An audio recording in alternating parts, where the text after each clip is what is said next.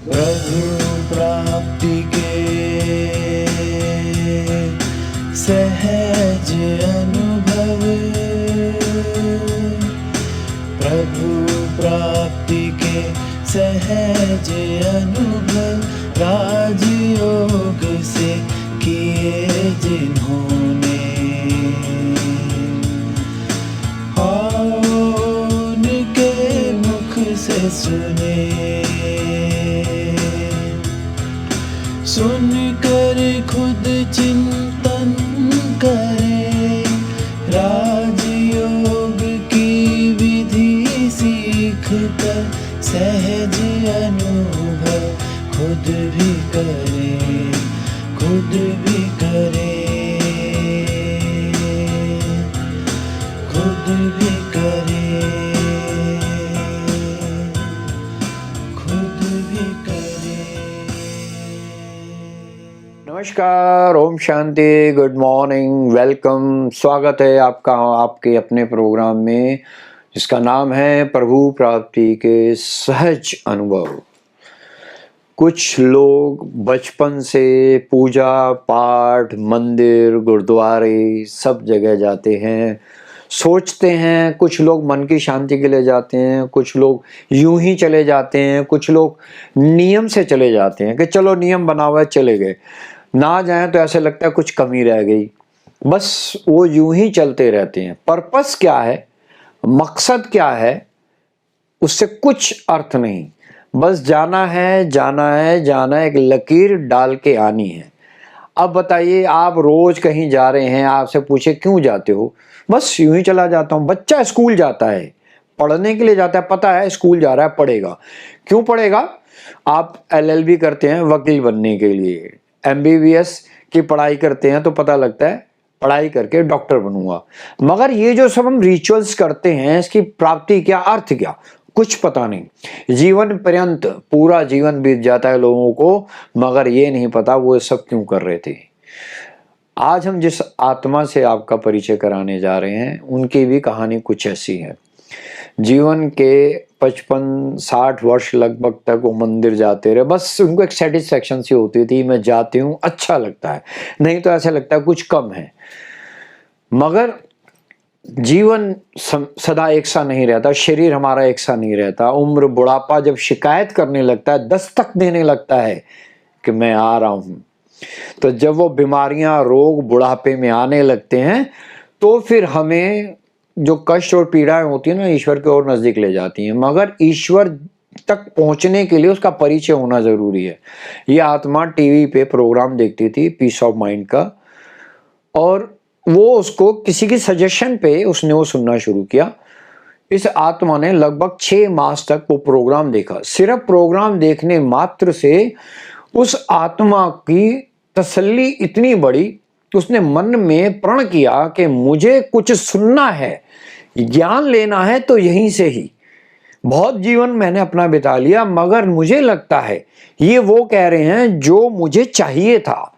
बस इस आत्मा का वो संकल्प उसे वहां ले गया जहां उसकी यात्रा जीवन की पूरी होनी थी, और निश्चय हुआ, सफलता मिली। निश्चय बुद्धि विजयंती, ठीक है। अब इस आत्मा ने वहां जाके कोर्स किया, चलने लग गई। ईश्वर ने उसको अपने साथ, अपना साथ दिया, सानिध्य दिया।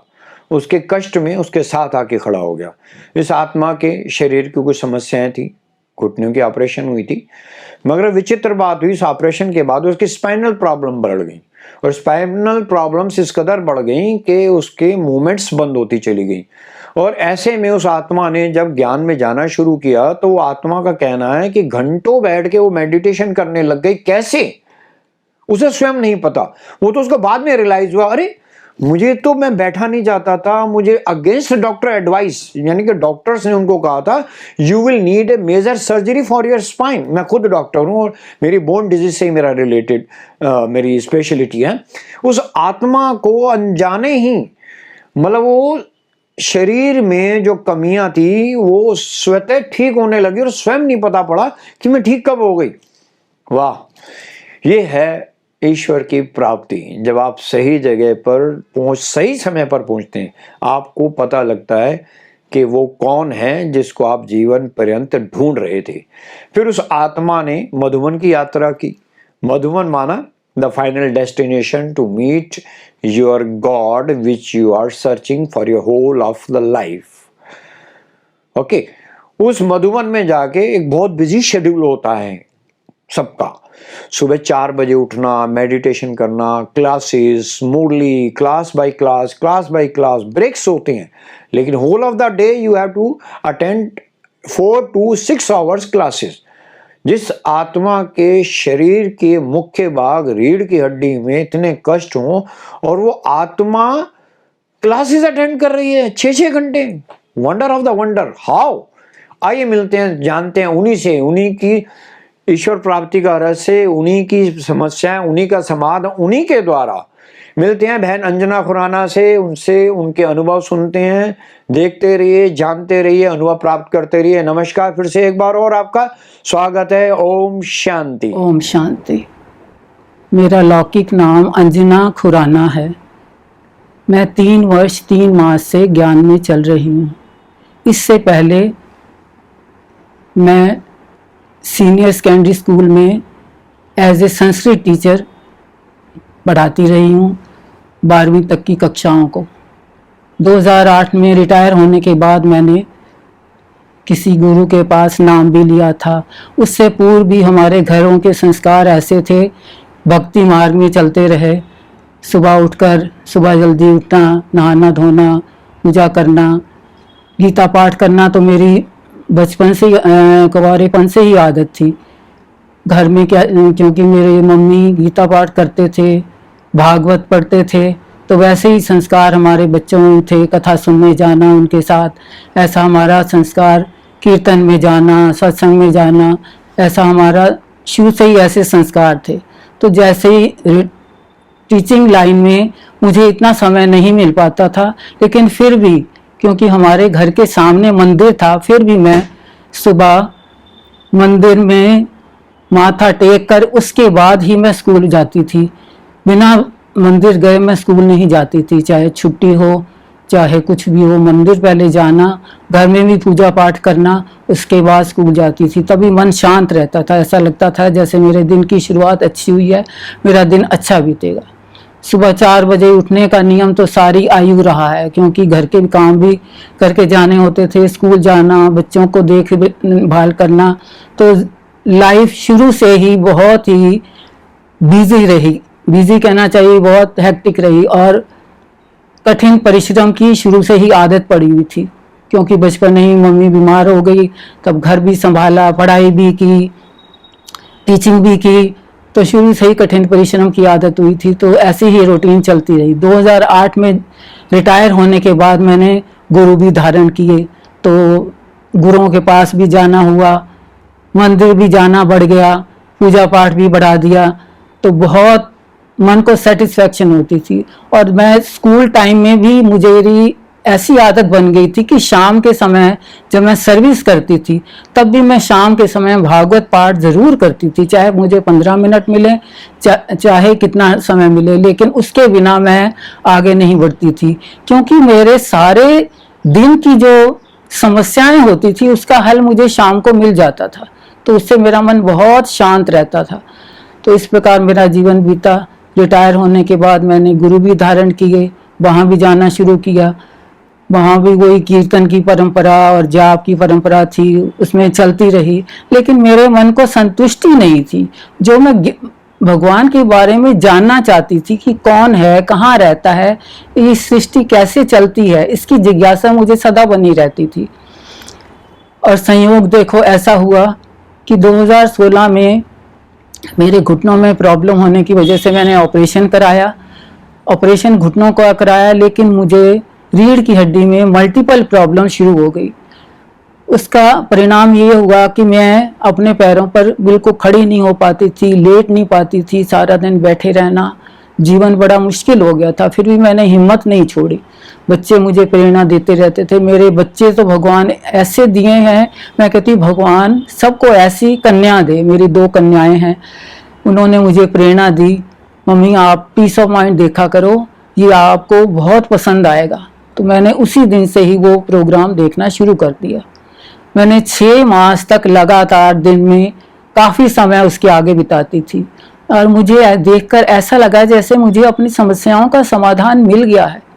हालांकि मेरी हालत ऐसी थी उस समय भी कि मैं 5 मिनट भी अपने पाँव पे खड़ी नहीं हो पाती। फिर भी मैंने अपने मन में निश्चय कर लिया, चाहे कुछ भी हो जाए मुझे इसी ज्ञान में जाना है।